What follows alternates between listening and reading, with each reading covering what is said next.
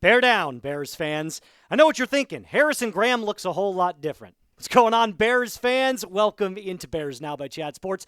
My name is Moose, and if you're wondering why on earth Harrison Graham is not in this video, I'm stepping in for him today as he is on a vacation at Hurricane Harbor. So I had to step in as the only other resident Bears fan here in the office. And for good news, the Bears and general manager Ryan Poles have agreed on a 3-year extension that will bring him into or keep him locked into the franchise until 2029, meaning he is paired with Ben Johnson through the remainder of that contract. And you're allowed to have mixed feelings about this. I know I certainly do, because during Ryan Poles' times, there have been the highest of highs and there have been the lowest of lows. So I'm going to ask you this point blank. What's your one-word reaction to the Ryan Poles extension? You're allowed to, like I said, feel whatever type of way you do feel about this. But if I had to sum up my thoughts with one word, optimistic.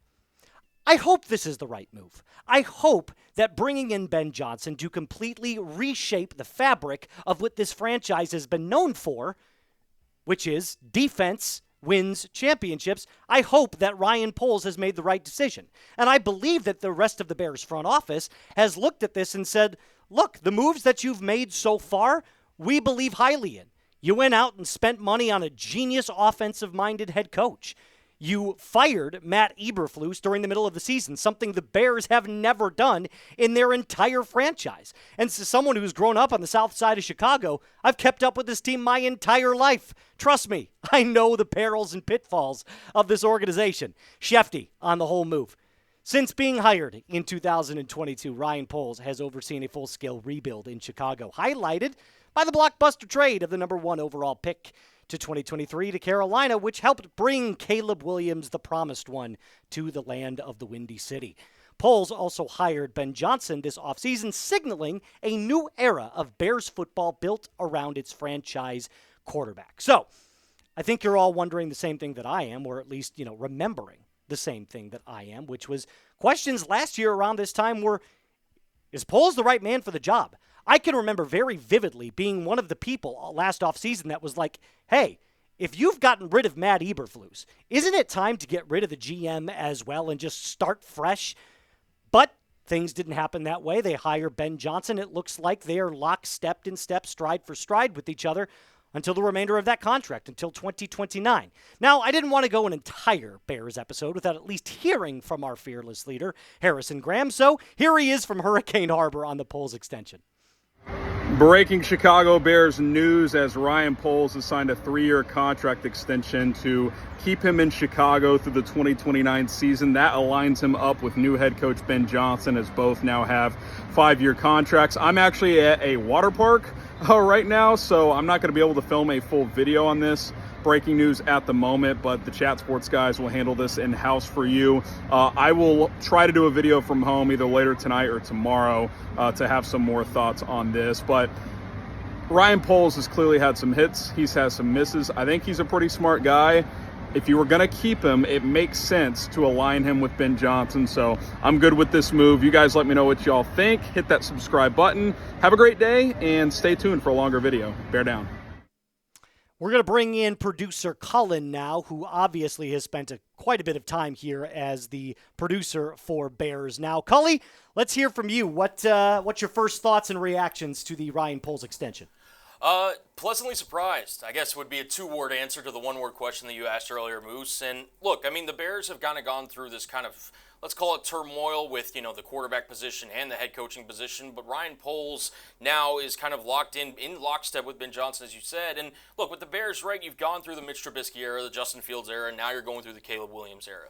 It's what smart franchises do is not only, lock down the quarterback position, but surround the leading head positions with that quarterback position. You hope Caleb Williams is going to be the answer. But now you've got Ben Johnson, who's, the offensive mind, the number 1 head coach prospect from this packed off season. You hired him. Now you lock in Ryan Poles with Ben Johnson and hopefully with Caleb Williams to create that dynamic trio to lead Chicago into, this season and seasons beyond. And I really do think that this move is going to be something where it's either going to work or it doesn't work, but either way, they're committed and they're fully locked in to this trio.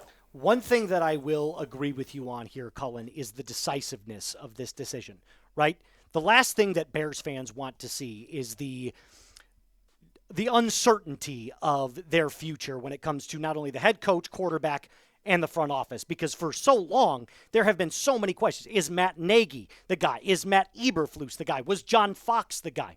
There were so many what-ifs at quarterback, and within the front office, there was always that understanding that the Bears aren't going to go out and spend money on a very highly touted and sought-after offensive-minded head coach. So the fact that they got rid of Eberflus in the middle of the season, a move they've never done, but went out and hired Ben Johnson, proves to me that they believe that this is the right decision. And that's something that, at least in my opinion, is refreshing from the Bears organization, that even if it becomes the wrong decision, at least they've locked in something that they believe is their future. So only time will tell to see if this is the right decision. So like we said, it's clear that Poles and Johnson are paired at the hip together.